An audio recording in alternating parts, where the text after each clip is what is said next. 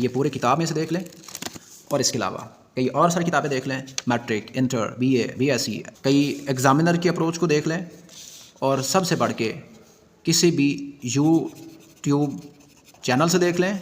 अगर आप लोगों को इस तरतीब से डेटा मिल जाए या इस पैटर्न से आप लोगों को कोई सिखाता है तो मुझे भी ज़रूर इन्फॉर्म करना है, क्योंकि ये मेरा आप लोगों को चैलेंज है कि आप लोग जो चीज़ पढ़ने वाले हैं ये यूट्यूब पे अभी तक किसी भी चैनल पे अवेलेबल नहीं है। मॉर्फोलॉजी का जो डायमेंशन है, इस चीज़ को समझाने के लिए आप लोगों को मुझे कुछ क्वेश्चंस के आंसर देना होंगे। मुझे ये बताएं कि ये सिंगल है या प्लूरल है, वाहिद है या जमा है। तो आप लोग कहेंगे सर ये तो सिंगुलर है। आप कहेंगे सर ये 3 हो गई है, single plus single plus single, 3 single. जब 3 सिंगल हो जाएगा इसका मतलब है एक से ज़्यादा हो गए, इसका मतलब ये जमा हो गए। वो 3 थे तो 3 मैं यहाँ पे और रख देता हूँ, क्योंकि क्या ये जमा के जमा हो गए। तो स्टूडेंट्स आप कहेंगे कि यस सर जमा की जमा हो गए। नहीं, जमा जमा ही होती है, जमा की जमा नहीं होती है। ये फनल है, ये मुज़क्कर है, मुअन्नस है, सिंगुलर है, प्लूरल है। अब मुझे बताएं इसका जेंडर कौन सा है, कॉमन जेंडर है, न्यूट्रल जेंडर है, मेल है, फीमेल है। मुझे बताएं इसके अंदर जो टेंस इस्तेमाल होगा वो टेंस सिंगुलरिटी को यूज़ करेगा या प्लूरलिटी को यूज़ करेगा। तो क्वेश्चन जहन में आते हैं, डेवलप होते हैं, क्यूरियोसिटी बढ़ती है, बढ़ने दीजिए। क्यूरियोसिटी जब बढ़ती है ना तो इंसान के जहन में क्वेश्चन आते हैं। जब क्वेश्चन आते हैं तो फिर वहाँ से आइडियाज़ की जो है ना वो एक्सपेंशन स्टार्ट होती है, उसकी रिसर्च स्टार्ट होती है। तो अब मैं इन चीज़ों को आप लोगों को इंप्लीमेंट करके दिखाता हूँ कि मेरा ये बताने का मकसद क्या था। बिस्मिल्लाहिर्रहमानिर्रहीम, अस्सलाम वालेकुम स्टूडेंट्स। आज का जो लेक्चर है वो स्पेशली उर्दू के ऊपर है। कोऑपरेटिव सोसाइटीज़ में असिस्टेंट रजिस्ट्रार की वैकेंसीज़ हैं, तो बार बार आप लोगों की डिमांड पे आज ये लेक्चर स्पेशली जो है ना वो डिज़ाइन किया जा रहा है। और इसमें आप लोगों को मास्टर प्लान मिलेगा, सेक्शन वाइज चलेंगे और इसके पेपर को हम पूरा डिकॉन्स्ट्रक्ट करेंगे, इसके सिलेबस को देखेंगे, फिर इसके हर हिस्से को देखेंगे कि हर हिस्सा चाहे उसमें जो भी क्वेश्चन आता है कि उसको एक अच्छे प्लान के साथ विद मिनिमम टाइम पीरियड उसको किस तरह से जो है ना वो तैयार किया जा सकता है। और इसमें 70+ मार्क्स जो है ना वो किस तरह से लिए जा सकते हैं। सबसे पहले मैं आप लोगों के पास एक किताब दिखाता हूँ जो मैंने आप लोगों को एक प्रिपरेशन की स्ट्रैटेजी में बताई थी कि आप लोगों को जो तैयारी करनी है, और वो स्पेशली ये बुक है, कलीद उर्दू है। ये PMS की किताब है और इसके अलावा दीगर इम्तिहान है और 2-3 राइटर्स हैं जिन्होंने लिखी हुई है। और इस किताब का फ़ायदा यह है कि आप लोगों को यहाँ पे फेडरल पब्लिक सर्विस कमीशन के, PMS के यहाँ पे जो पास पेपर्स में क्वेश्चंस हैं वो आप लोगों को मिल जाते हैं। यहाँ पे आप लोगों को मैं दिखाता हूँ। इसके सिलेबस की फ़हरिस्त देखें, कोर्स कंटेंट देखें, तो सबसे पहले हिस्सा नसर है, उसमें काफ़ी सारी जो है ना चीज़ें लिखी हुई हैं और डिफरेंट सेक्शन वाइज लिखी हुई हैं। इसके अलावा आगे वाला कोर्स में भी देखें तो सारा इसमें ग्रामर भी है, इसमें मज़ामीन भी हैं, इसमें जो है ना वो दूसरा पाथ भी है और इसमें पास पेपर भी हैं और इसमें जो है ना वो शेर व शायरी भी है जिसमें आप लोगों से चीज़ें पूछी जा सकती हैं। तो इसका अगर मैं सिलेबस डिस्कस करूँ तो इससे पहले मैं आप लोगों को इसके कुछ पास पेपर दिखाऊँगा। पेज नंबर 655 पे देखें तो Punjab public service commission combined competitive examination for recruitment of the post of provincial management service, ये PMS के इम्तिहान है, 2022 का पेपर है। ये सब्जेक्ट है उर्दू का, जिसमें ऐसे भी है, प्रेसी भी है, कंप्रीहेंशन भी है, ट्रांसलेशन भी है। और यही क्राइटेरिया है कोऑपरेटिव सोसाइटीज़ में असिस्टेंट रजिस्ट्रार का। हाँ, यहाँ पे 100 नंबर का पेपर है, लेकिन इसमें वेरिएशंस हैं। क्या वेरिएशंस हैं? डिस्ट्रीब्यूशन ऑफ मार्क्स को लेके क्वेश्चंस के ऊपर वेरिएशंस हैं। अब यहाँ पे एक मजमून दिया गया है कि 1000 जो है ना वो अल्फाज लिखें। सदारती और पार्लिमानी निज़ाम एक टॉपिक है, कानून की बालादस्ती दूसरा टॉपिक है, पे मौजूदा दुनिया तीसरा टॉपिक है, फिर महंगाई चौथा टॉपिक है। 4 में से किसी एक टॉपिक के ऊपर लिखना है और इसके 30 मार्क्स हैं, 1000 वर्ड का है। फ़र्क सिर्फ ये है कि जो कोऑपरेटिव सोसाइटीज़ में है कि वो पेपर आता है 45 मार्क्स का, ऐसे का क्वेश्चन आता है। दूसरा क्वेश्चन है इक़्तिबास की तलखीस कीजिए, और ये प्रेसी का जो है ना वो पैसेज है, इसमें 15 नंबर का है। उसके बाद नेक्स्ट क्वेश्चन है कि दुरुस्त जुमले जो है ना वो बनाएं, कुछ सेंटेंसेस दिए गए हैं, इसको दुरुस्त करना, तो ये 10 मार्क्स का है।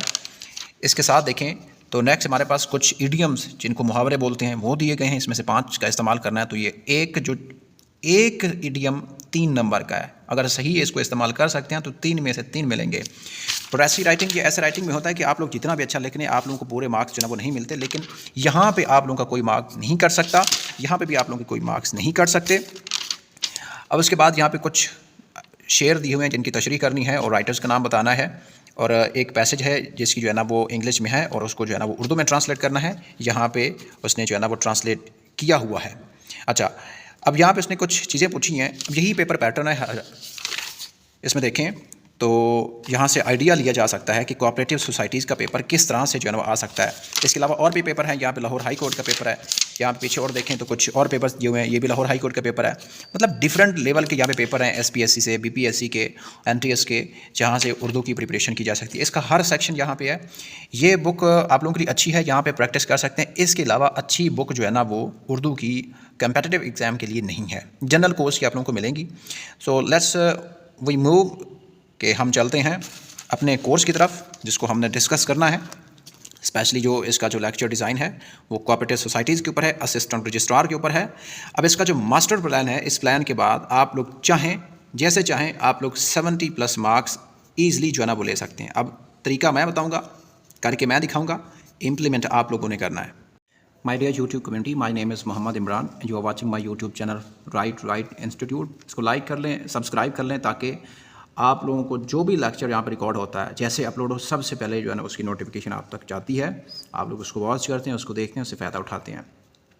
अब सबसे पहले हमने डिस्कस करना है यहाँ पे syllabus. Cooperative societies assistant registrar का जो सिलेबस है वो क्या हो सकता है। सबसे पहले देखें, जो क्वेश्चन नंबर 1 होगा उसमें सबसे पहला हिस्सा होगा मज़मून का, मज़ामीन होंगे। उसमें 4 से 5 टॉपिक्स दिए जाएंगे, किसी एक टॉपिक के ऊपर जो है ना वो लिखना होगा। तो ये 45 मार्क्स का according to past paper analysis ये आ चुका है। अब यहाँ पे ये अपने जहन में जो है ना वो हार्ड एंड फास्ट नहीं बिठाना कि यही रूल जो है ना वो कमिंग जो एग्ज़ाम होगा उस पर लगेगा। हो सकता है ये 30 मार्क्स का कर दे, 40 मार्क्स का कर दे, 50 मार्क्स का कर दे, उसकी मर्ज़ी है, लेकिन आप लोगों की प्रिपरेशन अच्छी होनी चाहिए। दूसरा क्वेश्चन जहाँ पे आता है इसमें मुहावरे हैं, वो 9 देता है। 9 में से 5 करने होते हैं, तो 5/9, और ये हैं 15 मार्क्स के। और इसमें देखें तो ये 60 हो गए। नेक्स्ट क्वेश्चन आता है यहाँ पे कि तलखीस है, इसको प्रेसी बोलते हैं, तलखीस निगारी का क्वेश्चन है, और ये है 20 मार्क्स का। इसमें 15 नंबर जो है ना इसका एक पैराग्राफ जो बनाना होता है, जिसको मुख्तसर करना होता है, जामिया बनाना होता है, 15 नंबर का ये होता है। और 5 नंबर की यहाँ पे जो है ना इसका उन्वान होता है, जिसको इंग्लिश में टाइटल बोलते हैं। चौथा क्वेश्चन यहाँ पे होता है, एक ख़त उसने पूछा हुआ है कि ख़त लिखना है, तो ये हमारे पास होता है। और 5th क्वेश्चन हमारे पास होता है जुमलों की दुरुस्ती जो है ना वो ये पूछी जाती है। तो ये 10 मार्क्स के होते हैं, 10 होते हैं और 10 मार्क्स के होते हैं। 10 नंबर के ये हो गए, 20 नंबर की ये हो गया 30, और यहाँ पे देखें 45 और 15 60, तो ये 90 हो गए। और बाकी जो नंबर्स बचते हैं वो ख़त के होते हैं, लेटर राइटिंग के होते हैं। इस तरह की डिस्ट्रीब्यूशन है। अब हो सकता है आप लोगों से नेक्स्ट जो है ना वो शायरी भी पूछी जा सके, या इसके अलावा जो है ना कुछ आप लोगों को जो मीनिंग्स होते हैं वर्ड्स के वो पूछे जा सकते हैं। आप लोगों से कोई कहानी तो नहीं है, ये है कोई मकालमा पूछा जा सकता है। बहरहाल ये 5 चीज़ें हैं, इनके ऊपर अपनी अंडरस्टैंडिंग जो है ना वो बिल्ड करनी है। तो इसका जो मास्टर प्लान है, जो तरीकाकार है, सबसे पहले हम उस क्वेश्चन को करेंगे। मास्टर प्लान है क्या, कि सबसे पहले माय डियर स्टूडेंट्स उस क्वेश्चन को टैकल करना है जो आप लोगों को लगता है कि आप लोगों को आप ईज़िली उसमें से नंबर ग्रैब कर सकते हैं, ईज़िली जो है ना वो मार्क्स जो है ना वो ग्रैब कर सकते हैं। अब वो किस तरह से, अब देखें कि इसमें जो मज़मून है, तो मज़मून में तो सबसे जो है ना वो टफ़ क्राइटेरिया होता है कि ऐसे जो है ना वो लिखना किस तरह से है, उसको डिकन्स्ट्रक्ट किस तरह से करना है। ऐसी 3-4 चीज़ें होती हैं कि इंट्रोडक्शन कैसे लिखना है, बॉडी कैसे बनानी है, और कंक्लूजन कैसे लिखना है, तारुफ कैसे लिखना है, दरमियान वाला कैसा लिखना है, और नतीजा कैसे कराना है। तो ये 3 चीज़ें होती हैं। इसका क्राइटेरिया टफ होता है। इसका जो स्ट्रक्चर है, जब तक स्ट्रक्चर इंसान को नहीं आता तो इस टॉपिक को डिकन्स्ट्रक्ट, इसको ब्रेक नहीं किया जा सकता, इसकी टर्म्स को समझा नहीं जा सकता। ठीक है। अब कुछ उसूल होते हैं इसके करने के, इसके स्ट्रक्चर को समझने के। जैसे इंग्लिश का ऐसे होता है तो उसका भी एक पैटर्न होता है। सेंटेंस स्ट्रक्चर समझें, जब सेंटेंस स्ट्रक्चर है तो फिर पैराग्राफ राइटिंग समझे, फिर पैराग्राफ राइटिंग जब आती है तो फिर ऐसे की तरफ जाएं। फिर ऐसे में होती है कि उसकी ब्रेनस्टॉर्मिंग कैसे करनी है, आउटलाइन कैसे बनानी है, अच्छा इंट्रोडक्शन कैसे बनाना है, अच्छी बॉडी कैसे बनानी है, कंक्लूड कैसे करना है, एक पूरा स्ट्रक्चर है। अब इसमें से एक चीज़ आप मिस करेंगे तो समझिए आप आउट ऑफ बॉक्स हो चुके हैं इस गेम से, ये बात रह गई। अब यहाँ पे कुछ उसूल क्या हैं कि यहाँ पे जो मज़मून को डिकन्स्ट्रक्ट करने का तरीका होता है वो काफ़ी डिफ़िकल्ट लगता है, और स्टूडेंट्स उस पर थोड़ा सा वो फील करते हैं हेजिटेशन के, क्योंकि उसकी जो टर्मिनोलॉजीज़ है, जो वर्ड्स हैं, वो डिपेंड करता है कि आप लोगों को उसके मीनिंग्स आते हैं, उनका बैकग्राउंड आता है, उनकी स्टैटिस्टिक्स आती है। जैसे ये वर्ड है तलखीस निगारी है, प्राइस राइटिंग है। तो इसमें दो वर्ड का आप लोगों को जब तक पता नहीं चलेगा कि मतन क्या होता है और इक़्तिबास क्या चीज़ होती है, तो आप लोगों को प्रेसी का पता ही नहीं चलेगा। कि जब तक मतन का नहीं पता, इक़्तिबास का नहीं पता और तलखीस, इन तीनों वर्ड के दरमियान डिफरेंस नहीं पता, तो आप लोग अच्छी प्रेसी जो है ना वो नहीं कर सकते। इसी तरह ऐसे की जब टर्मिनोलॉजीज़, उसको डिकन्स्ट्रक्ट कैसे करना है, उसका तारुफ कैसे लिखना है, उसकी जो है ना बॉडी किस तरह से बनानी है, उसको कंक्लूड कैसे करना है, उसका नतीजा कैसे लिखना है, और उसकी जो है ना सबसे बात करती है जो आर्गूमेंट्स होते हैं ना, आर्गूमेंट्स जो आप लोग एक टॉपिक लेते हो, जैसे मैं कहता हूँ गुर्बत है, गुर्बत के मसाइल हैं। अब यहाँ पे तारुफ में देखें तो आप लोग डायरेक्टली जो है ना वो कुछ जेनेरिक चीज़ें होती हैं कि सबसे पहले जो है ना इधर उधर की बात घुमा के फिर जो है ना बात की जाती है, कुछ डायरेक्टली हिट कर देते हैं। सबसे मसला ये आता है कि इस गुर्बत के मसाइल में से ऐसी पहली लाइन या तारुफ कैसे स्टार्ट करें कि जो एग्जामिनर को अच्छा लगे, उसमें वो मार्क्स भी दे सके। दूसरी बात आती है कि इस तारुफ से आगे इसकी बॉडी किस तरह से एक्सपेंड करें। अब मसाइल तो बहुत सारे हैं, तालीम के मसाइल हैं, इकोनॉमी के मसाइल हैं, पॉलिटिक्स के मसाइल हैं, डेमोक्रेसी के मसाइल हैं, इन्वायरमेंट के मसाइल हैं, ठीक है। इसके अलावा इंटरनल मसाइल हैं, एक्सटर्नल मसाइल हैं, बहुत सारे मसाइल हैं। लेकिन हम कौन सी प्रायोरिटी बनाएं कि एक स्टूडेंट क्या कर सकता है कि सबसे पहले आइडिया कौन सा लिखे, फिर दूसरा कौन सा लिखे, फिर तीसरा कौन सा लिखे, फिर चौथा कौन सा लिखे।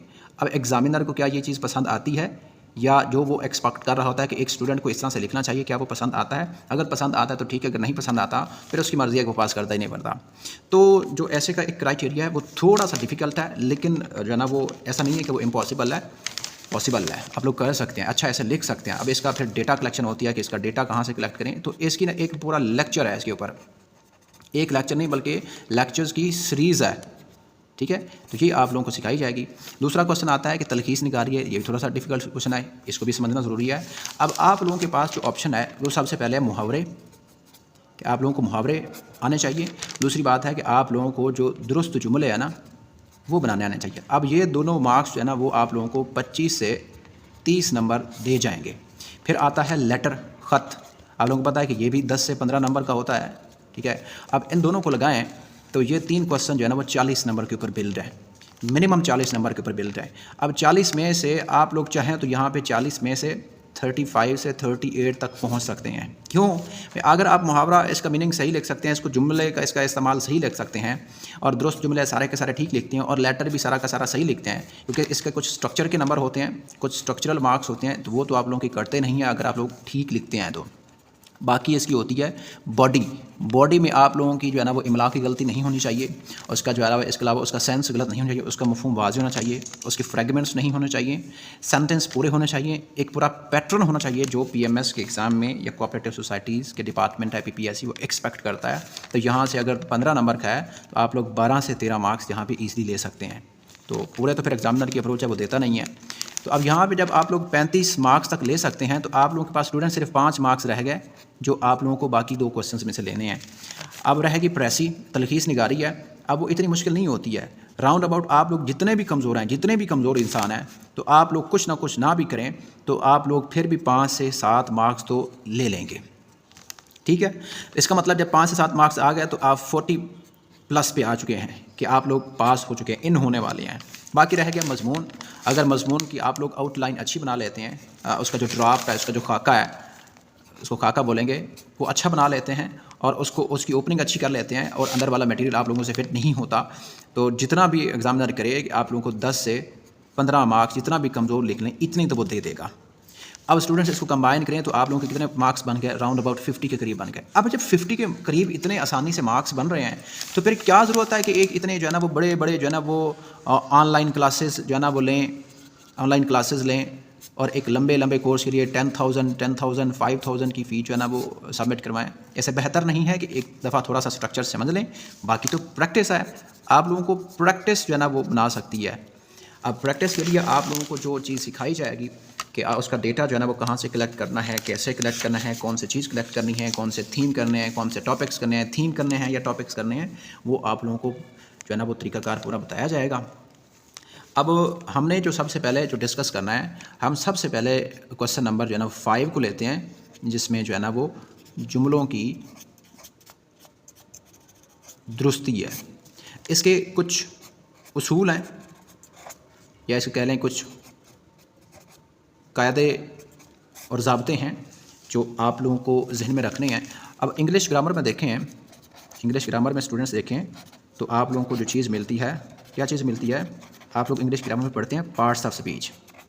पार्ट्स ऑफ स्पीच, अगर आप लोगों को पार्ट्स ऑफ स्पीच आते हैं, मैं यकीन देता हूँ कि आप लोगों को जो है ना वो जुमलों की दुरुस्ती जो है ना वो आसानी से जो है ना वो कर सकते हैं।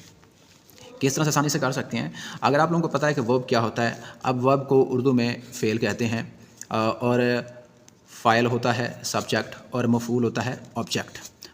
ठीक है जी, ये बात है। लेकिन इंग्लिश ग्रामर के जो एट्रीब्यूट्स हैं वो अलग हैं, और उर्दू के जो एट्रीब्यूट्स हैं अलग। अब मैं आप लोगों से पूछूं कि सीगा क्या है, तो आप लोग कन्फ्यूज़ हो जाएंगे कि इसकी ग्रामर क्या बनाएंगे।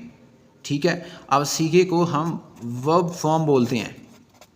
जैसे वर्ब फॉर्म मैंने लिखा, आप लोगों को पता है कि इसकी फॉर्म्स होती हैं, first form, second form, third form, फिर हेल्पिंग वर्ब्स होते हैं, फिर मॉडल वर्ब्स होते हैं, फिर कई सारे आप लोगों के बम्बास जो है ना वो तूफान आ जाएगा ज़हन में। लेकिन जब तक आप लोगों को ये नहीं पता होगा यार इसका बेसिक मीनिंग क्या है। अब अगर वो सेंटेंस के अंदर किसी में पूछता है सीगा, आप लोग जो है ना वहाँ पे स्टक हो जाएंगे, आप लोगों का ब्रेन नहीं चलेगा, आप लोग जो है ना पाँव काँपने लगेंगे। तो ये कुछ चीज़ें हैं, इस जुमलों को दुरुस्त करना है तो कुछ कायदे हैं, कुछ उसूल हैं, और ये बेसिक चीज़ें हैं, और आप लोगों की ऐसी फिंगर टिप्स में होंगी कि आप लोग एंजॉय करेंगे इस चीज़ को। अब आप लोगों को मैं सिखाता हूँ कि जुमले जो है ना वो दुरुस्त कैसे करने हैं। क्वेश्चन आता है हाउ, कैसे करें, ठीक है, और वाई का आप लोगों को पता है क्यों करना है, कि पेपर पास करना है। How to master, master sentence correction. 10 के 10 मार्क्स स्टूडेंट्स लेने हैं, एक मार्क भी नहीं कटवाना, not only a single mark, वो डिडक्ट नहीं होगा। कैसे डिडक्ट नहीं होगा, आप लोगों को मेरी बात माननी होगी और ब्लाइंड ट्रस्ट करना होगा। ब्लाइंड ट्रस्ट के पीछे जो है ना स्टूडेंट्स मेहनत लगी होती है। अब ऐसी बात नहीं है कि मैं किसी की जो है ना वो एक लेक्चर सुन के या फिर किसी की जनाब एक किताब से पढ़ के आप लोगों को बता रहा हूँ। आप लोग देखेंगे आप लोगों को चीज़ें मिलती क्या हैं, और आप लोग पढ़ते क्या हैं, और आप लोग इंजॉय कैसे करते हैं। तो अब मैं इस चीज़ को स्टार्ट करता हूँ, कुछ उसूल मैं आप लोगों को बताता हूँ, और ये सीरीज़ पे चलती रहेगी। जो स्टूडेंट मेरे पास रजिस्टर्ड हैं ऑलरेडी, जो स्टूडेंट रजिस्टर्ड हैं, उनके फीडबैक मैं आप लोगों को शेयर करता रहूँगा। जैसे पहले भी एक मैंने इवैल्यूएशन का लेक्चर अपलोड किया है, जिसमें इंट्रोडक्शन का था, तो आप लोगों ने देखा कि उसकी जो है ना वो क्या हालत थी, और ड्राफ्ट चेक होने के बाद उसकी जो है ना वो क्या इम्प्रूवमेंट आई होगी। आइंदा वो स्टूडेंट इस तरह की गलती नहीं करेगा, एटलीस्ट ये वाले वर्ड नहीं लिखेगा। जब ये वाले वर्ड नहीं लिखेगा, जब 30 से 35 आप लोगों की इवैल्यूएशंस होती हैं, पेपर चेक होते हैं, तो मेरे ख्याल में आप लोग 80% जो है ना वो आप लोगों की जो है ना वो प्रैक्टिस पे डिपेंड करता है कि 80% तो यहाँ पे आप लोगों की एलिमिनेशन हो जाती है। क्या कि आप लोगों की ग्रामर ठीक हो जाती है, आप लोगों का सेंटेंस स्ट्रक्चर ठीक हो जाता है, आप लोगों की आइडियाज़ ठीक हो जाते हैं, आप लोगों की कनेक्टिविटी ठीक हो जाती है, कोहेरेंस ठीक हो जाती है, ऑर्गेनाइजेशन ठीक हो जाती है, ब्रेनस्टॉर्मिंग ठीक हो जाती है, टॉपिक को चूज़ करने का तरीका ठीक हो जाता है, टर्म्स को डिकन्स्ट्रक्ट करने का तरीका ठीक हो जाता है। तो बाकी तो चीज़ें हैं कि फिर आप लोगों ने जस्ट जुमले लिखने हैं, उनको कनेक्ट करते जाना है। ठीक है, अब जुमलों की दुरुस्ती जो है ना ये डिपेंड करती है, ये आप लोगों को फ़ायदा देगी। सिर्फ ये नहीं है कि सिर्फ इसमें से 10 मार्क्स लिखें। देखो ये 10 मार्क्स जब सिक्योर होते हैं तो इसका अल्टीमेटली जो इम्पैक्ट पड़ेगा वो ऐसे पे पड़ेगा, उससे इम्पैक्ट पड़ेगा वो ऐसे पे पड़ेगा। क्यों कि ऐसे में आप लोगों ने सही इस्तेमाल करना है लफ्ज़ों का, इमला का। तो अब मैं आप लोगों को दिखाता हूँ कि कुछ उसूल जो हमारे पास क्या हैं, तो उसको हम पढ़ते हैं। अब दुरुस्त जुमले जो बनाने हैं तो उसके क्या असूल व ज़वाबित हैं। तो एक वर्ड जब आप लोग यूज़ करते हैं, आप लोगों ने इस वर्ड को अपने ज़हन में बिठा लें, डायमेंशंस। मैं एक वर्ड लिख रहा हूँ डायमेंशन, डायमेंशंस, या फिर इसके मैं लिखता हूँ आस्पेक्ट्स। आप लोगों ने इन दो वर्ड्स को अपने जहन में तोते की तरह बिठा लें। जैसे तोता बोलता है ना कि एक चीज़ को बार बार रिपीट करता है, वो मालिक का जो बड़ा वफादार होता है। तो आप लोगों ने ये दो वर्ड याद रखने हैं। अगर इनको लेना तो इसका मतलब बनता है, सिंगल कहें तो पहलू। हम सबसे पहले इसके ऑस्पेक्ट्स या डायमेंशंस या पहलू डिस्कस करने लगे हैं कि असूल की कितने डिवीजन्स हो सकती हैं, उसके आगे कितनी ब्रांचेस हो सकती हैं। आप लोगों को सीक्वेंस पता होना चाहिए। आप लोगों की जो प्रायोरिटी होती है ना, कि एक ब्रांचिंग होती है, ब्रांचिंग में आगे होती है प्रायोरिटी, ठीक है, और लिस्टिंग। आप लोगों ने ब्रेनस्टॉर्म किए, आइडियाज़ ब्रेनस्टॉर्म किए, जैसे ब्रेनस्टॉर्म की, फिर इसकी ब्रांचिंग बनाई, जैसे मैंने ये ब्रांच बनाने लगा हूँ। फिर आप लोग इसकी लिस्टिंग बनाएंगे, आइडियाज़ को लिस्ट करेंगे, उस लिस्ट में से फिर आप लोग प्रायोरिटी देंगे कि पहले आइडिया कौन सा लिखना है, उसके बाद किसकी अहमियत आएगी, उसके बाद फिर किसकी अहमियत आएगी। तो स्टूडेंट इसके पहलू डिस्कस करने लगे हैं। सबसे पहला जो पहलू है इसका, उसको मैं आप लोगों को उर्दू भी बताऊँगा, साथ इंग्लिश भी बताऊँगा कि आप लोगों को दोनों ऐसे में जो है ना वो काम है। सबसे जो चीज़ जो है ना इम्पोर्टेंट होती है। तो सबसे हमारा पहला जो पहलू है माय डियर स्टूडेंट वो ये है कि इसको अच्छे अल्फाज में लिखें तो इसको जेहत बोलते हैं। मैं सिंगल वर्ड लिखा है, जेहतें कह सकते हैं इसकी, जेहत पहलू कह लें या सिमत कह लें या जेहत कह लें। असल इसकी उर्दू ये है, जिसको कहते हैं ना कि इसकी जो एट्रीब्यूटिव एनालिसिस को देख के, इसके लिटरेचर को देख के बनाया तो जेहत बनती है। तो मैं इसी वर्ड को लूँगा, पहलू भी लिख सकते हैं। जैसे मैं कहता हूँ सबसे पहला हमारे पास पहलू है सरफ़ी पहलू, या फिर सरफ़ी जेहत बोल सकते हैं। दूसरा हमारे पास ये है, अब इसको जो इंग्लिश में कहते हैं इसको हम कहते हैं मॉर्फोलॉजिकल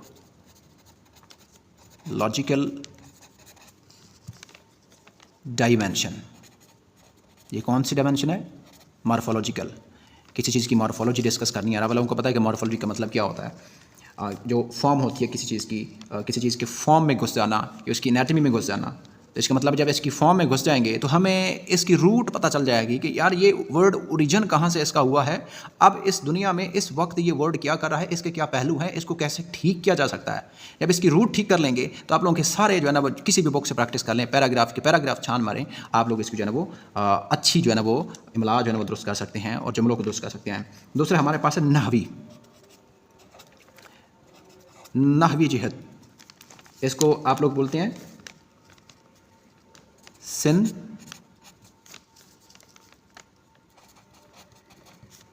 डायमेंशन, सिंटैक्टिक। तीसरी हमारे पास ये है मानवी जिहत, जिसको अगर देखें तो इसको बोलते हैं semantic aspect. Fourth my dear student हमारे पास होता है जिसको कायदे के लिहाज से बोला जाता है कायदी जिहत। लिखा कवायदी जाता है लेकिन पढ़ा कायदी जाता है, जिसको कह सकते हैं ग्रामेटिकल। जो पार्ट्स ऑफ स्पीच हैं उसमें इसकी क्या जो है ना वो एरर्स आती हैं, तो ये ग्रामेटिकल एस्पेक्ट आ जाएगा। फिफ्थ माय डियर स्टूडेंट आता है हमारे पास उसलूब के लिहाज से इसकी जो इमला की या जुमलों की दुरुस्ती आएगी उसको हम कहते हैं स्टाइलिस्टिक डायमेंशन। और 6 नंबर पे माई कमांडो वो हमारे पास है जिसको हम कहते हैं इमला से निकली हुई इमलाई जिहत। ठीक है, मैंने सारे जो है ना वो एडजेक्टिव की फॉर्म बनाए हैं, जिसको अगर कहें तो इसको आर्थोग्राफिक बोलते हैं। ये हमारे पास क्या आ गई? ये हमारे पास डायमेंशंस आ गई। इसके अलावा स्टूडेंट्स और भी हैं, लेकिन अगर इन 6 को कर लेते हैं तो यकीन मानिए आप 10 में से 10 मार्क्स सिक्योर कर सकते हैं। मैं आप लोगों को कुछ इसके असूल सिखाता हूँ कि इसकी आगे ब्रेकडाउन कैसी होगी। अब ये ब्रांचेज इसकी बन जाएंगी, ये आगे जो है ना वो ब्रांच में बन जाएंगी, कई सारे इसके असूल आएंगे। अब उनको आप लोग लर्न करेंगे और उसके बाद इंप्लीमेंट करेंगे। अब मैं आप लोगों को करके दिखाता हूँ, टिप्स और ट्रिक्स पे नहीं छोड़ना, आप लोगों को करके दिखाना है। और जो मेरे बैच के रजिस्टर्ड स्टूडेंट हैं, जो स्टार्ट में आया था उनको लिखना भी नहीं आता था, उर्दू पढ़नी भी नहीं आती थी। इंग्लिश तो बहुत बड़ी बड़ी पढ़ लेते हैं लेकिन उर्दू पढ़नी लिखनी भी नहीं आती है।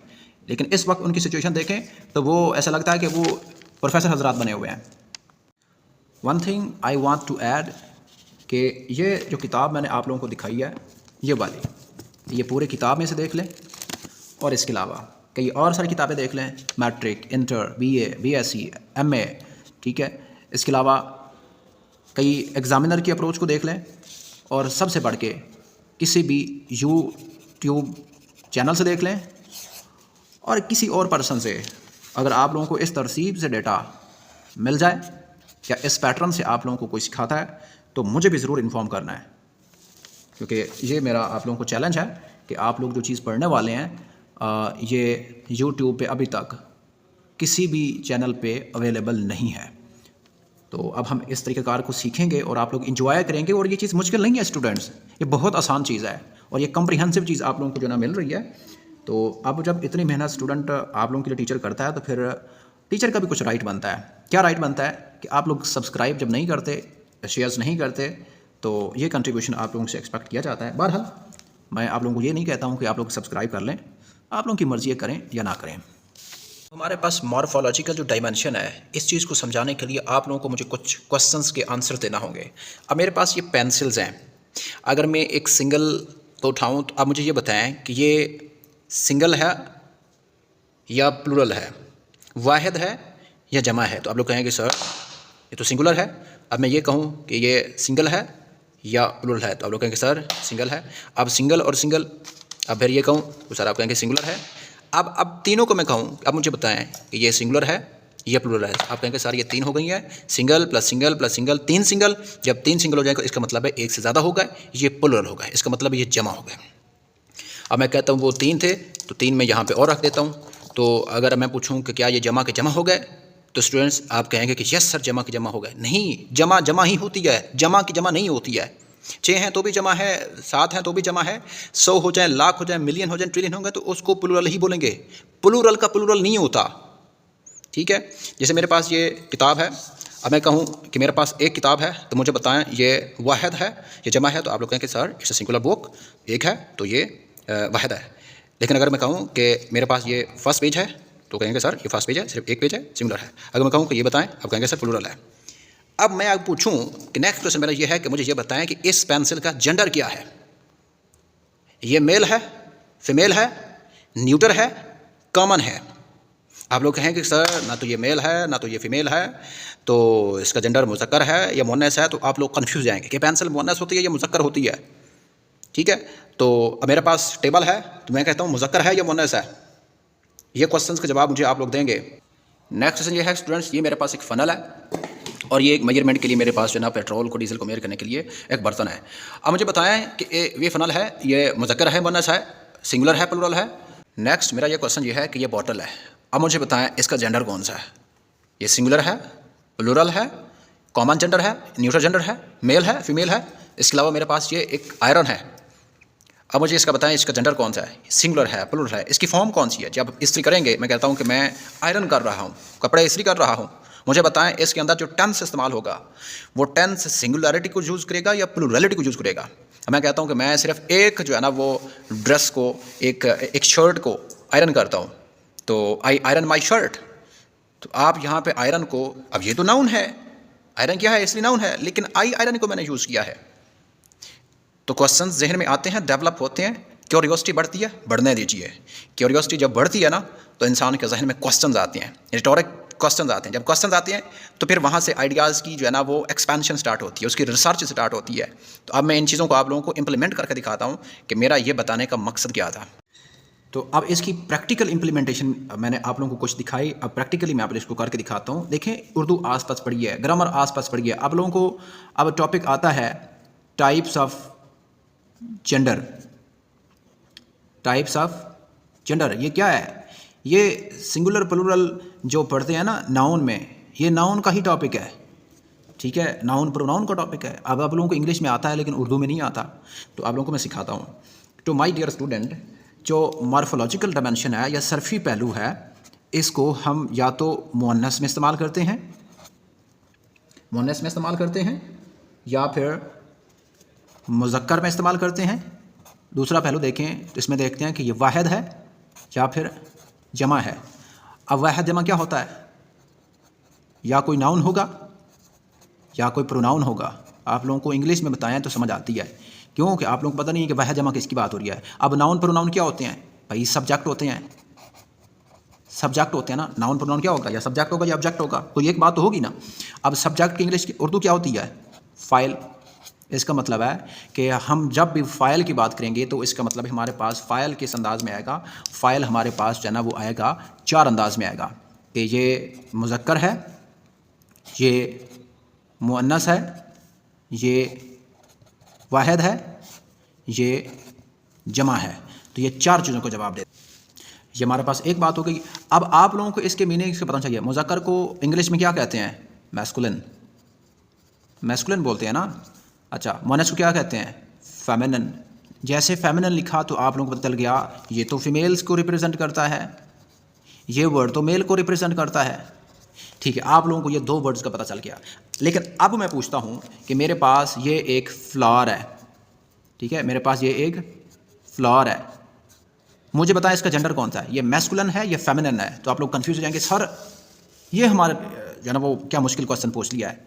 मुझे बताएं सूरज है मैस्कुलिन है या फेमिनिन है, चांद है मैस्कुलिन है या फेमिनिन है, हवा है मैस्कुलिन है या फेमिनिन है, मुझे बताएं, तो बौखला जाएंगे।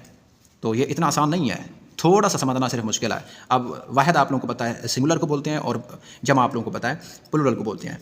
तो मॉर्फोलॉजिकल जो डायमेंशन है एक तो बात इस चीज़ की करती है, पहला रूल तो हमारा इस जगह पे ऊपर आएगा कि मॉर्फोलॉजिकल डायमेंशन सर्फी जिहत होती क्या है। दूसरा आता है यहाँ पे टेंस, ठीक है।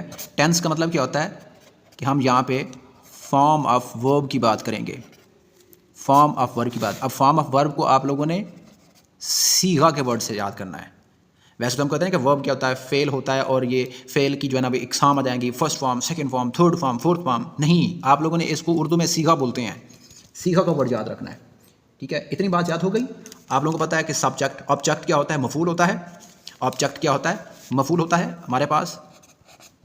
ऑब्जेक्ट क्या होता है, मफूल को बोलते हैं। तो ये इसका जो पोस्टमार्टम है। अब आप लोगों को अगर समझ आ गया है तो सारे क्वेश्चन इसके जो जुमलों की दुरुस्त इसको बनाया जाएगा तो सारे इसी के आसपास घूमेंगे, कोई भी इससे बाहर नहीं होगा। अब हम सर्फी जिहत के क्या पढ़ने लगे हैं, असूल पढ़ने लगे हैं।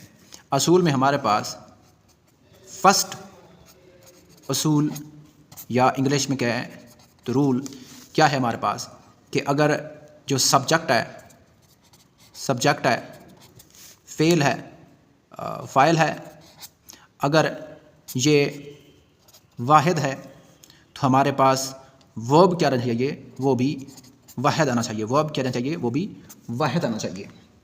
यही बात है, मतलब फ़ेल जो हमारे पास है वो भी वाहिद होना चाहिए। अगर नाउन, ये क्या होता है, नाउन होता है या फिर प्रोनाउन होता है, इसके अलावा तीसरा नहीं होता। तो अब मैं एक सेंटेंस लिखता हूँ, आप लोगों को इससे जो है ना वो पता चल जाएगा। अब मेरे पास सेंटेंस ये है, अब सेंटेंस ये है, वो स्कूल गई, वो स्कूल गई। अब यहाँ पे पढ़ने पे लगता है कि यहाँ पे लड़की की बात हो रही है, लड़की की बात हो रही है। आप लोगों को यहाँ पे जेंडर कंफर्म नहीं हो रहा कि किस जेंडर की बात हो रही है, किस जेंडर की बात हो रही है, इनफाइनाइट या इनडेफिनेट। इनडेफिनेट प्रोनाउन अगर आते हैं ना तो आप लोगों को पता है कि जब जेंडर कंफर्म नहीं होता तो हम किसको प्रेफरेंस देते हैं, मेल जेंडर को प्रेफरेंस देते हैं। इसका मतलब है यहाँ पे मैस्कुलिन को प्रेफरेंस देंगे। जब मैस्कुलिन को प्रेफरेंस देंगे तो फिर वो स्कूल गई नहीं, तो यहाँ पे हमारे पास मिस्टेक क्या निकलेगी, हमारे पास ये निकलेगी वो स्कूल गया। हमारे पास फ़ौरन सेंटेंस ठीक है क्या है कि ये सिंगुलर है, फाइल क्या है, सिंगुलर है, तो हमारे पास वर्ब भी क्या आएगा, वो भी सिंगुलर आएगा। ठीक है, ये बात हमें कुछ ना कुछ आइडिया होगी कि हाँ सर ये बात तो ठीक है, ये जुमला दुरुस्त है।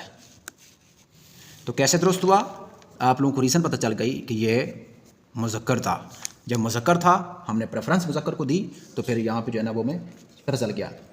अब यहाँ पे मैं कहता हूँ थोड़ा सा इसको बढ़ाता हूँ। मैं क्या बढ़ाता हूँ, अब मैं कहता हूँ कि सिकंदर ने कहा वो चली गई।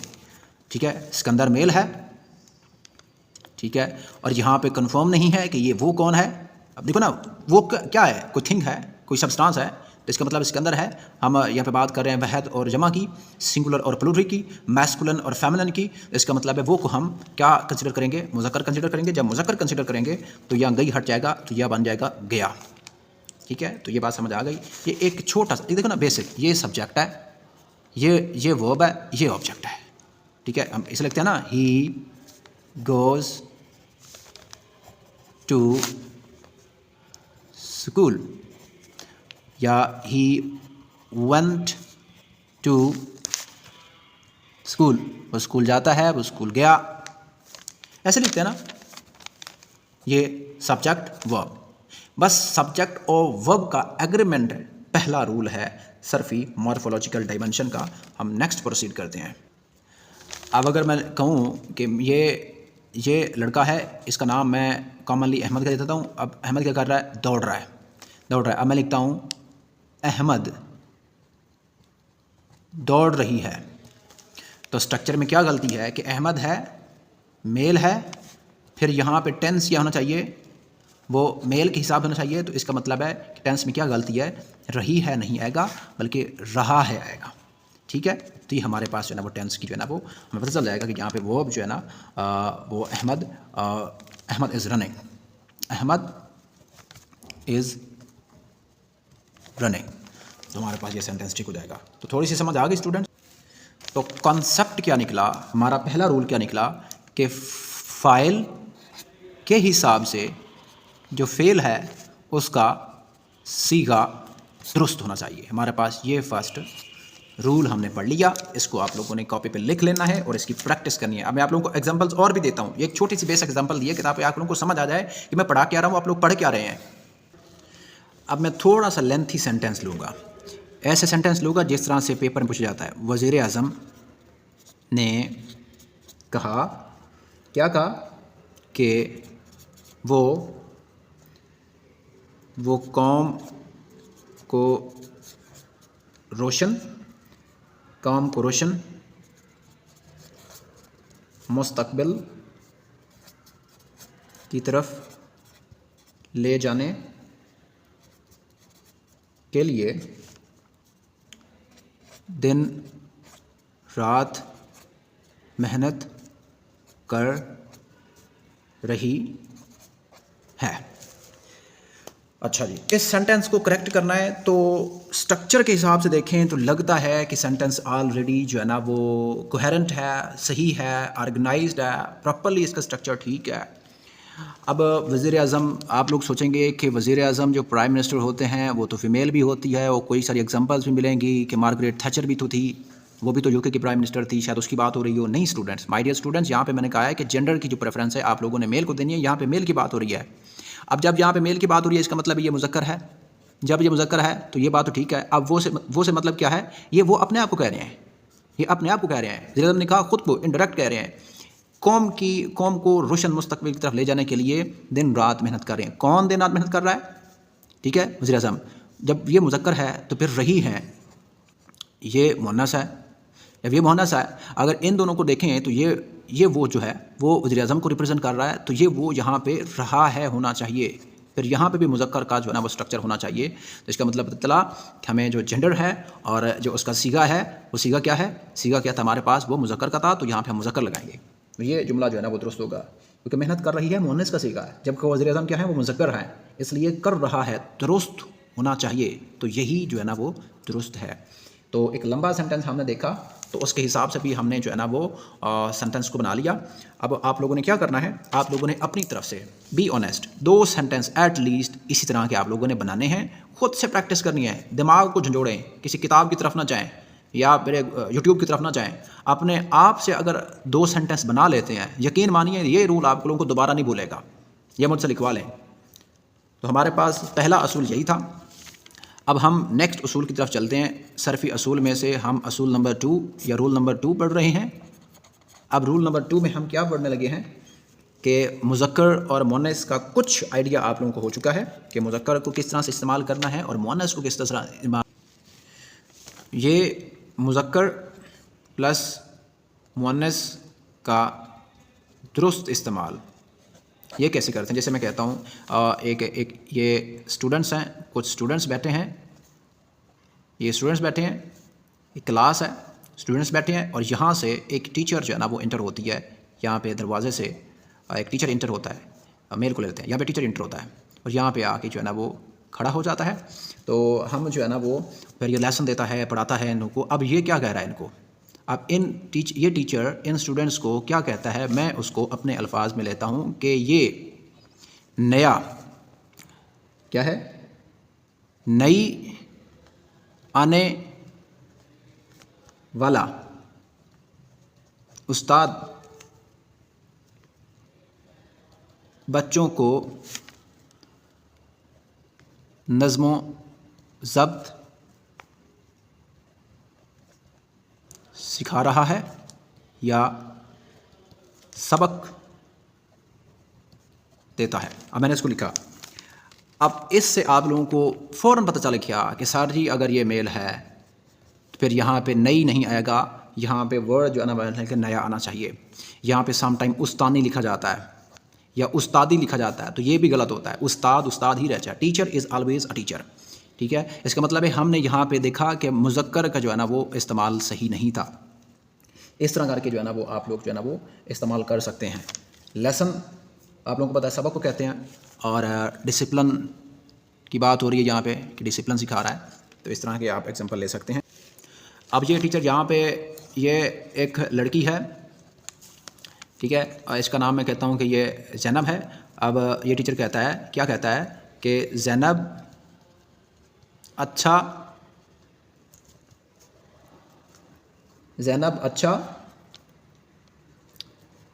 लड़का है। फ़ौरन पता चला कि सर जी ज़ैनब लड़की है तो फिर यहाँ पे लड़की करें। ठीक है, मैं कहता हूँ ज़ैनब नेक आदमी है। अब कहेंगे सर ज़ैनब ये फ़ीमेल है, ठीक है, तो इसका मतलब है, अब मुझे ये बताएं कि ये सेंटेंस ठीक है गलत है। कितना मज़ेदार सेंटेंस बनाया है कि ज़ैनब नेक आदमी है। आदमी, ठीक है, इसका मतलब यहाँ पे आदमी नहीं, या औरत करें या फिर लड़की करें तो ये बन जाएगा। ठीक है, आदमी मेल के लिए इस्तेमाल होता है। तो ये छोटा सा रूल था, लेकिन ये थोड़ा सा टिपिकल है। आप लोगों ने जो है ना बच्चों की तरह मैं आप लोगों को पढ़ा रहा हूँ, तो आप लोगों ने ये कॉपी पे नोट कर लेना है। नेक्स्ट बढ़ते हैं। अब आप लोगों से मेरा एक सवाल है जिसका जवाब आप लोगों ने, ये असाइनमेंट समझ लें, ये आप लोग असाइनमेंट समझें, छोटा सा सवाल है। तालिब इल्म आ गए। आप लोग कमेंट में बताना है क्या ये सेंटेंस सही है। अगर सही है तो इसको एज इट इज़ लिख लेना है, भले इंग्लिश चैट में लिखते हैं। अगर गलत है तो आप लोगों ने इसकी गलती निकाल के इसको सही लिखना है कि इसकी गलती क्या थी। मुज़क्कर की गलती है या मुअन्नस की गलती है या सीगा वर्ब की गलती है। ठीक है, तो ये आप लोगों ने मुझे बताना है। एक छोटा सा सवाल जो है ना मैं आप लोगों से जो है ना वो छोड़ा है। ठीक है, तो ये आप लोगों ने करना है। नेक्स्ट रूल की तरफ बढ़ते हैं।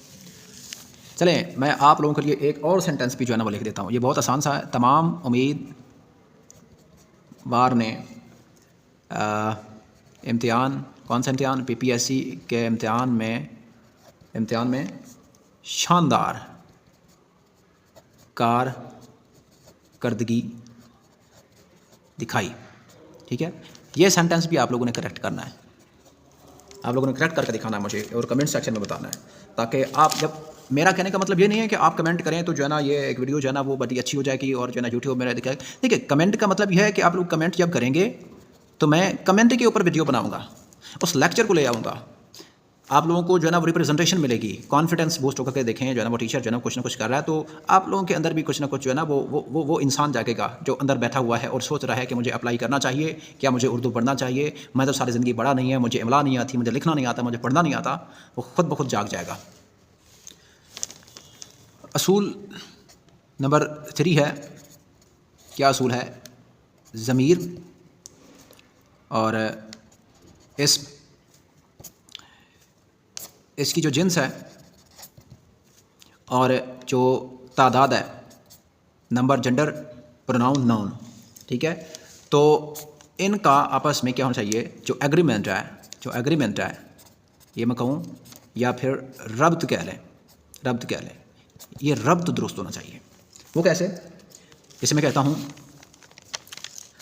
प्रोनाउन है तो कोई प्रोनाउन मैं ले सकता हूँ, जैसे मैं कहता हूँ इट है, ही है, शी है, दे है, तो कोई भी ले सकता हूँ। तो मैं लिखता हूँ ये मेरे दोस्त है, एक सेंटेंस। दूसरा मैं लेता हूँ वो मेरा बहन है, तो फ़ौरन आप लोगों को पता चला कि शादी ये एक है, ठीक है, और मेरा फ्रेंड है, दिस इज़ माई फ्रेंड। तो यहाँ पे गलती किया है, इसका मतलब है कि यहाँ पे देखें कि ये कौन सा जेंडर है, मेल है, मेल को जेंडर को रिप्रेजेंट करता है, और नंबर में क्या है, एक है। ठीक है, मेल है और एक है, इसका मतलब यहाँ पे मेरा आ जाएगा। ये मेरा बहन है, ये नंबर में एक है लेकिन मुअन्नस है और फीमेल जेंडर है, तो यहाँ पे मेरी आ जाएगा।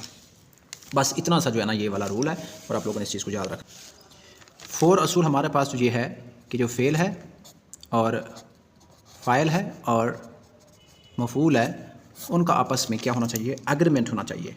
उनका आपस में जो क्या होना चाहिए, स्ट्रक्चर ठीक होना चाहिए। कैसे स्ट्रक्चर ठीक होना चाहिए? अब मैं एक सेंटेंस लिखता हूँ। मैं कौन सा सेंटेंस लिखता हूँ? फॉर एग्जांपल मैं लिखता हूँ वो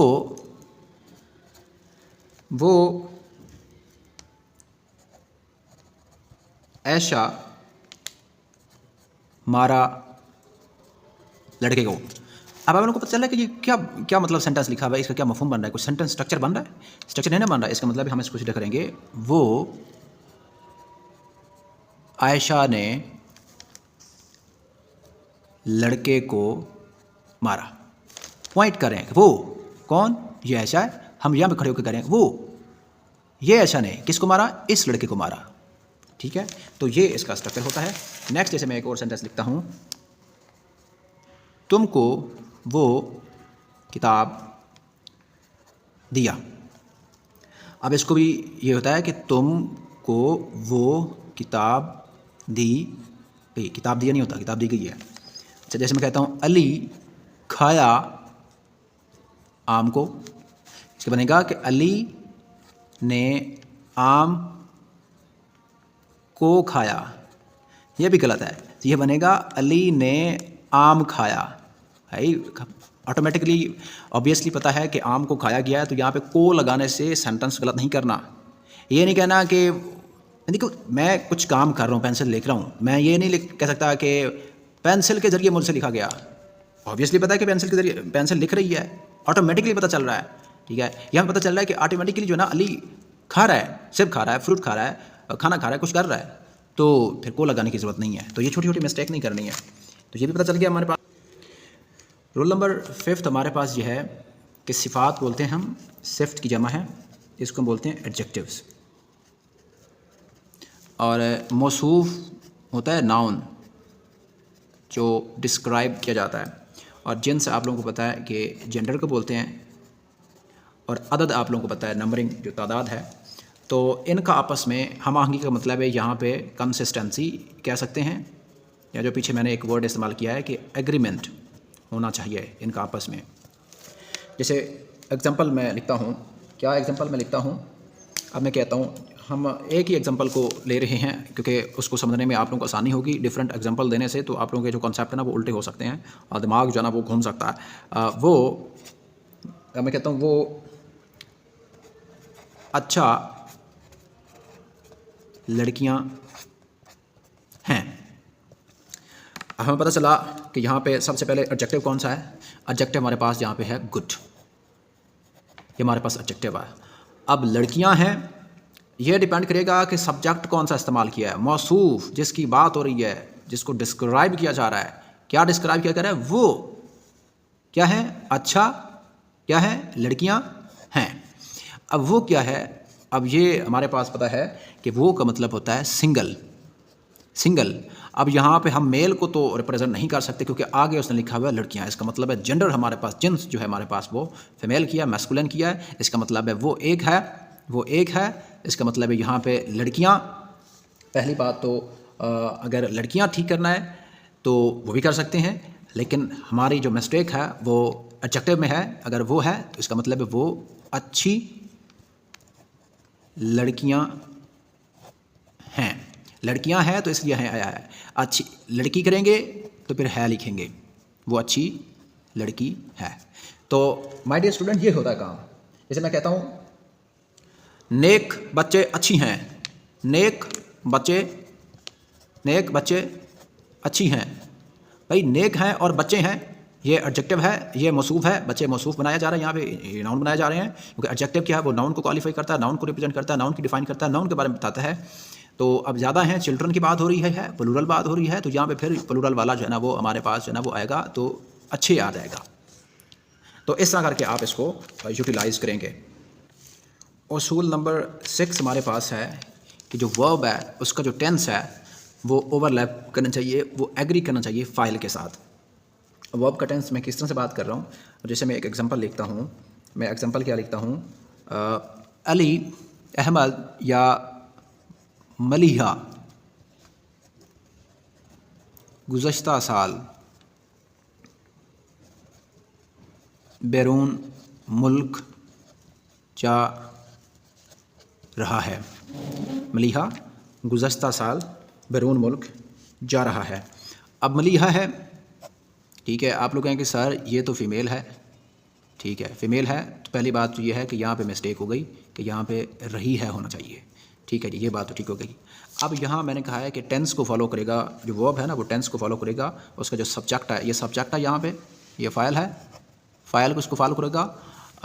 जा रहा है, ये इसको फॉलो करेगा क्योंकि ये टेंस है। यहाँ पे वेंट या गो, इसकी थर्ड फॉर्म गो है, इसकी 2-3 फॉर्म बन जाएंगी, गो, वेंट, गॉन। या फिर इसका अगर इसको नहीं लगाना तो इसकी फाज भी जो है ना वो लगा सकते हैं, इसका जो टेंस है वो यहाँ पे लगा सकते हैं। तो अब यहाँ पे इसको ठीक करना है। देखो ना, गुज़श्ता क्या है, उसने क्लू दे दिया है कि गुज़श्ता जो है वो पास्ट की बात हो रही है। जब ये पास्ट की बात हो रही है तो फिर जा रहा है, जा रही है नहीं होगा, यहाँ पे जा रहा था बन जाएगा। ठीक है, या ऐसे कर सकते हैं कि वो मलिहा गुज़श्ता साल बैरून मुल्क गई थी। मलिहा है, इसको फ़ीमेल लेना है तो फिर थी लगाना है, अगर इसको मेल लेना है तो फिर था लगाना है। तो ये आप लोगों के जो है ना वो कुछ कॉन्सेप्ट जो है ना वो क्लियर हो गए। नेक्स्ट लेक्चर में इंशाल्लाह यहाँ से आगे स्टार्ट करेंगे। पास पेपर्स इसके बाद आते हैं, इसके बाद जो है ना वो PPSC के, FPSC में CSS के, PMS के, इसके अलावा लॉ के जो पेपर्स हैं, कोर्ट्स के पेपर हैं, जजेस के पेपर हैं, और इसके अलावा जो असिस्टेंट डायरेक्टर के पेपर हैं, नायब तहसीलदार के पेपर हैं, नायब नाज़िम के पेपर हैं, नायब नाज़िम नहीं ज़िलादार के पेपर हैं। तो इन सब की प्रैक्टिस वहाँ से क्वेश्चंस निकाल के जब करवाई जाएगी आप लोगों को, और जो स्टूडेंट रजिस्टर्ड है और जिन्होंने सीख लिया है वो इस चीज़ की जो वर्थ है वो जानते हैं। तो इंशाल्लाह ये लेक्चर आप लोगों के लिए फ्रूटफुल रहा होगा। तो आज के लिए इतना ही। अल्लाह हाफ़िज़, इंशाल्लाह नेक्स्ट वीडियो में मिलते हैं।